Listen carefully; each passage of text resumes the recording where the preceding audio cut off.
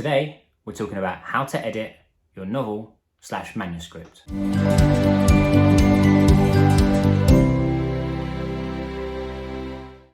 Welcome everybody to John Ski Writes. I'm your host, John Ski, and today we're going to start with the very first step, step number 1, which is when you finish the book, put it down and leave it. Take a step back. Step number 2 would be to read said story. Step number 3, start the edit. Now, what I did with my edits, and this is just from my personal experience, this is just an easy and free way to do it. I wrote my book on Google Docs.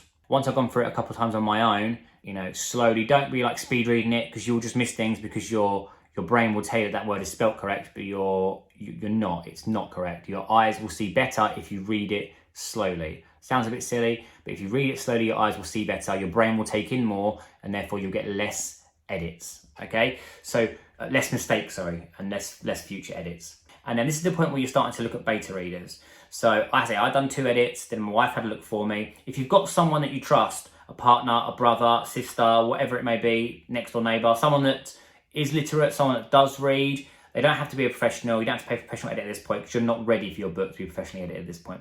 You just want to get as many mistakes or as many continualities, I can't think of the word, as many mistakes and as many errors that are with the book that you've made out.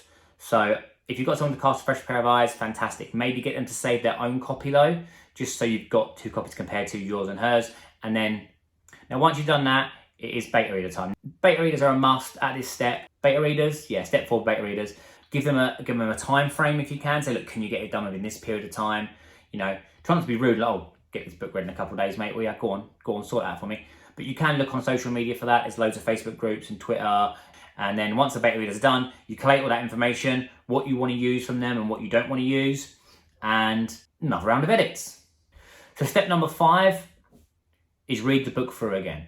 Now, before you do any more edits, I think I had 8 drafts in the end. You don't have to do that many. You can do 1 or 2 rounds, send it off beta readers, 1 or 2 rounds, and it's done. But I had 8 drafts in the end, just because I was overly cautious. It's my debut novel. I wanted to get it right. I didn't want to mess it up. I want people to enjoy it. I don't want people to read it. And I'm not worried about bad reviews. That's not a thing. But I don't want people to enjoy it and be sitting at home being like, well, that was disappointing. I was really looking forward to that. Didn't meet my expectations. I don't want that. You're going to get that because some people won't like the story, won't like the characters, won't like your style of writing. You can't please everybody all of the time. It's true. It's an old saying, but it's very true. You can't please everybody all of the time. All you can do is your best. But your best won't happen if you don't have the beta readers and if you don't read it all the way through once you've had the beta readers. So step number 5, you have to read it all the way through again.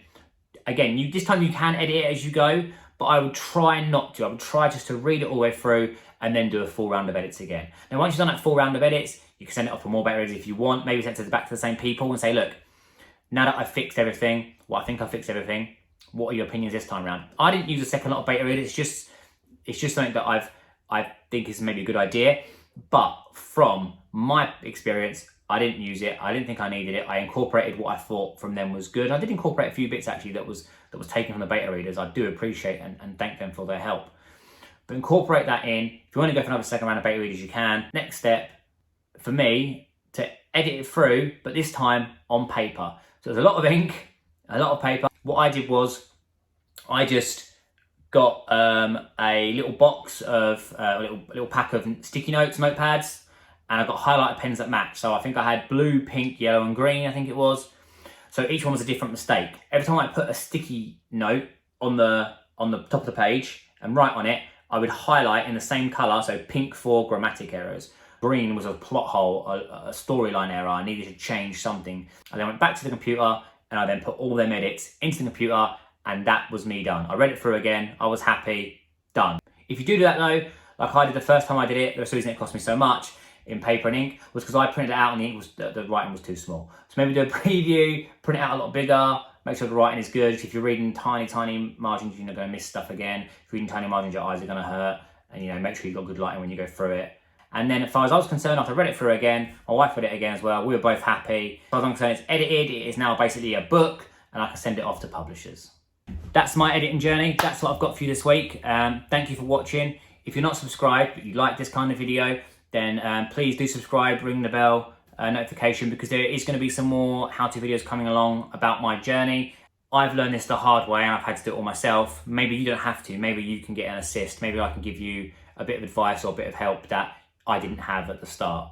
But I'm going to do a couple of these. I'm going to do how to make a media kit, again, free and easy, step-by-step guide. We've done how to edit a book, easy, free, step-to-step guide. And we're also going to do how to find literary agents and publishers and how to pitch to them, again, a free and easy and step-to-step guide. So yeah, just a bit of a way for me to sort of try and help someone else who's in the same situation. I know other writers who are working on their debut novels or whatever it is, whether they're writing a fiction or a non-fiction book. So there are people out there that I know, maybe this can help them. People have said to me like, well, how did you do this? How did you do that? Well, this is how. I've got a YouTube channel. I thought I might as well use it to promote it. So again, please, if you like the content, give it a thumbs up, subscribe if you haven't already. Have a good day. Have a great week. Thank you very much. Good luck with your books. Good luck with your editing. It is the most stressful time. I don't think it's the worst or the hardest part of writing a book, by the way, just so you know. It's probably the most stressful time of writing a book and the most stressful part of it.